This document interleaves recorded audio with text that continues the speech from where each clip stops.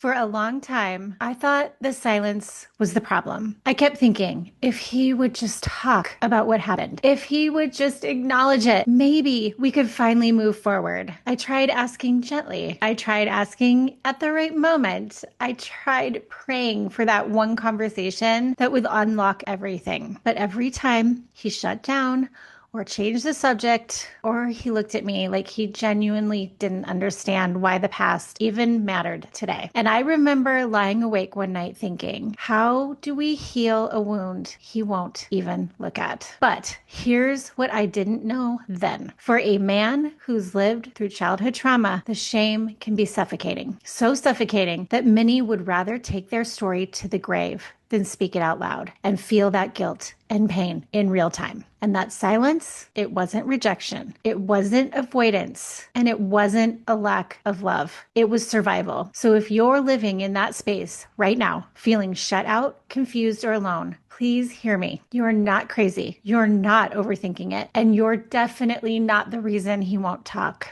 Let's unpack what's actually happening and what you can do in the most trauma-informed, hope-filled way possible. When a man has lived through childhood trauma, there's often this heavy, overwhelming layer of shame that settles over everything. And I want you to hear this part clearly. It's not just the pain he's carrying. It's not just the confusion. It's not even just fear. It's shame. Shame says things like, it was my fault. If I say it out loud, people will know how broken I really am. If I pretend it didn't happen, maybe it won't happen anymore. She won't want me if she knew. And one of the most heartbreaking ones, when she finds out she's going to leave me, so I shouldn't get my hopes up. She deserves better than someone like me.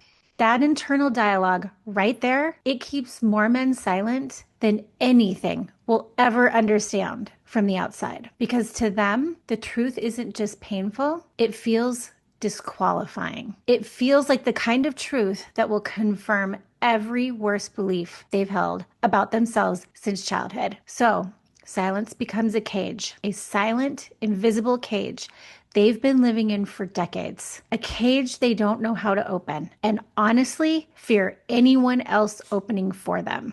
So when we ask questions, even gentle ones, even curious ones, even loving ones, they don't hear, I want to understand you. They hear, I'm getting close to the part of you you've been terrified to look at. And their brain reacts accordingly. It shuts down, it redirects, and it closes the door. Not because they don't trust you, not because they don't love you, but because talking feels dangerous. This is the part I didn't understand for years. I thought the silence meant he didn't care. I thought the shutdown meant he didn't value connection. I thought the confusion meant he wasn't trying. But the truth was so different. He wasn't rejecting me, he was protecting himself. And it took me a long time to understand that his silence wasn't personal, it was survival. And once you start seeing the silence through that lens, not as avoidance, not as stubbornness, but as a trauma response, the whole dynamic begins to soften. And that softening, that shift in how you see the silence, is what makes everything else possible. Here's the hard truth I had to learn along the way, along the painful way. You can't force someone to acknowledge a past they're not ready to face. It doesn't matter how much you love them. It doesn't matter how gently you ask. It doesn't matter how obvious the impact is or how desperately you want to fix the tension you're both living in. If his nervous system doesn't feel safe, he literally cannot go there. Not emotionally, not mentally, not conversationally. And that's not because he's unwilling or indifferent or choosing not to care. It's because his brain learned a long time ago talking about this is dangerous. Not metaphorically dangerous, physically dangerous.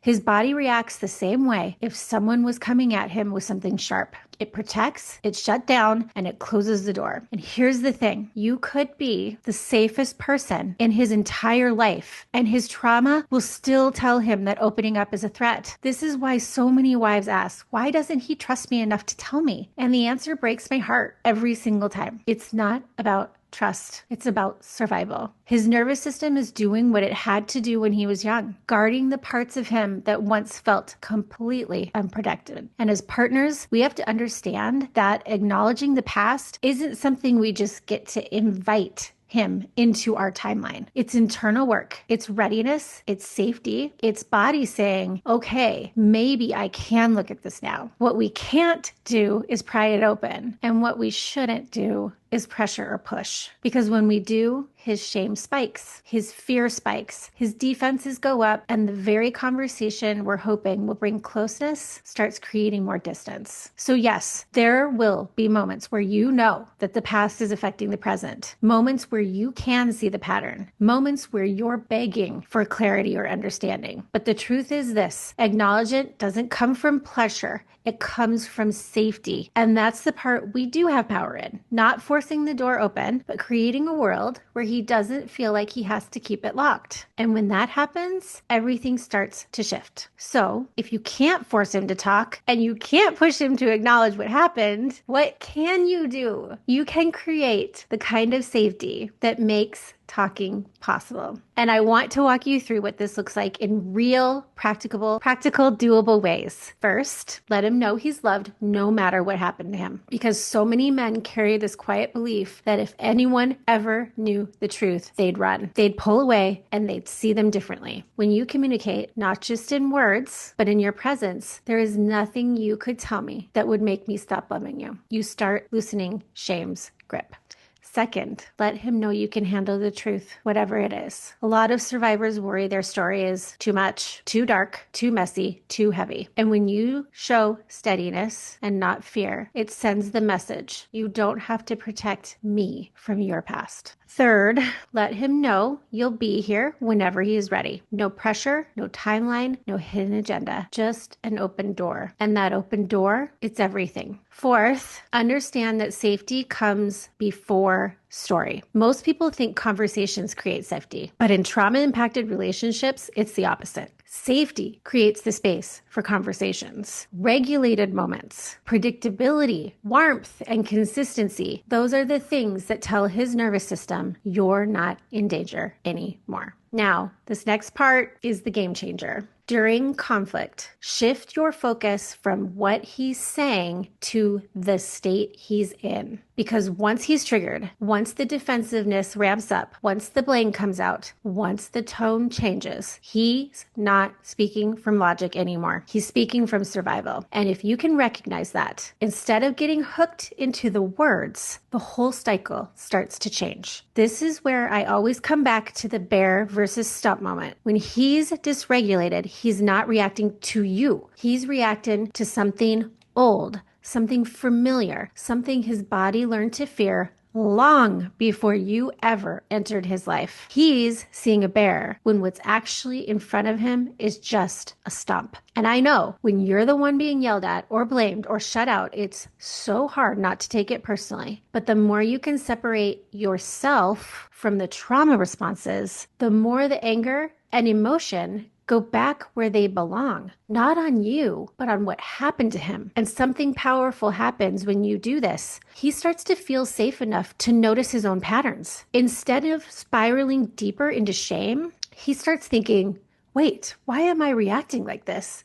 Why does this feel so big? This might not even be about her. And that tiny opening, that moment where he sees the trigger instead of the content, that's where real change begins. Not forcing him to talk about the past, but helping him feel safe enough to recognize how the past still lives inside him. And when a man feels safe enough to see that, he becomes far more willing to face it, to talk about it, to get support for it, to heal it. And that shift is what opens the door, not just for disclosure, but for connection. One of the hardest and most freeing shifts I ever made in my marriage was learning how to separate myself from his trauma responses. Because here's the truth. No one tells you. When he shuts down, when he gets defensive, when he pulls away, when he lashes out, and when he goes numb, it's not actually about you. I know it feels personal. I know it hits like rejection. I know it feels like you're the one he's angry at or disappointed in or pulling away from. But those reactions, those are his nervous system's old blueprints. His body is responding to things that happened long before you entered his life, things that shaped how he sees conflict, closeness, vulnerability, and danger. And when we take those reactions personally, when we internalize them as our fault, we end up carrying emotional weight that never belonged to us in the first place. But something powerful happens when you learn to step back and say internally, this isn't about me, this is about what happened to him. You stop feeling like you're failing. You stop walking on eggshells. You stop chasing him around for answers he can't give you yet. You stop blaming yourself for pain you didn't cause. And even more important, it places the emotion back where it belongs, on the pain he's been carrying, not on the relationship you've been trying to nurture. And when that happens, when he feels the difference between I'm the problem versus these reactions are coming from things I never got to heal, it shifts something inside him. Instead of shutting down from shame, he starts opening up from awareness. Instead of spiraling into defensiveness, he starts noticing his own patterns. Instead of feeling like he's the enemy in his own relationship, he starts realizing that the trauma is the enemy. And that realization, it can soften him. It can slow him down. It can make him more willing to look inward. And over time, it can make him more willing to talk about the past because he no longer feels like the past defines him. Separating yourself from his trauma responses isn't just a mindset shift. It's a form of emotional truth-telling. It allows both of you to see what's actually happening instead of getting lost in what looks like it's happening. And that clarity, it makes connection possible again. Now, I want to talk about the part that sits quietly in the back of so many partners' minds. What if he never talks about it? What if he never opens up? What if I never get the full story? I want to offer you something that might surprise you. Your marriage can still heal, even if he never shares every detail of his past. Healing does not require a full confession. Connection does not require a blow-by-blow retelling. And closeness does not depend on him reliving the darkest parts of his life out loud. What matters far more than the story is the safety between you, the regulation, the awareness, the ability to pause in conflict, the emotional room to be human together. You can build a beautiful, connected, compassionate relationship without ever forcing him to speak the words he's not ready to speak. Because here's the truth. For many survivors, talking about the trauma isn't the healing. Feeling safe enough not to hide anymore, that is the healing. Having room to be imperfect without shame, that is the healing. Being loved without conditions, that is the healing. Seeing how the past impacts the present and choosing new responses, that is the healing. And sometimes, as strange as it sounds, he starts healing long before he ever talks about what happened. Because once shame loses its power, once he starts seeing the stump instead of the bear, once he feels secure enough to look at his own patterns, once he realizes his trauma is the problem, not you, not the relationship, words often come naturally, softly, slowly, in very safe moments in his own time. And he doesn't even need to know that he's sharing everything. The two of you can still grow, reconnect, and build something better than before. Not because he told you the whole story, but because he no longer has to hide from it. That's what makes healing possible, with or without the details. So here's what I want you to walk away with today. Your husband's silence isn't a lack of love. It isn't a lack of effort. And it definitely isn't a reflection of your worth. His silence is a shield, one he learned to hold long before he ever knew you. You can't force him to talk about what happened. You can't pull the words out of him. You can't push him into acknowledgement, but you can build the kind of safety that makes talking possible. You can love him without conditions. You can show him he doesn't have to protect you from the truth. You can be steady when he's dysregulated. You can see the stump instead of the bear, and you can refuse to take on blame that never belonged to you. And here's the magic in all of that. When a man feels safe enough to stop hiding, he starts healing, he starts softening, he starts opening, and sometimes he even starts talking. not because you forced it, but because you created a world where he didn't have to fear it. If this episode hit home for you, make sure that you're subscribed to this channel because next week I'm diving deeper into how regulation, not communication, is what actually transforms trauma impacted relationships. And if you're sitting there thinking, Danielle, I need help with this right now, take a moment to check the links below. I've got free tools, articles, and resources that will walk you step by step through everything we talked about today. You're not alone in this, and you don't have to figure it out all by yourself. I'll see you in the next episode.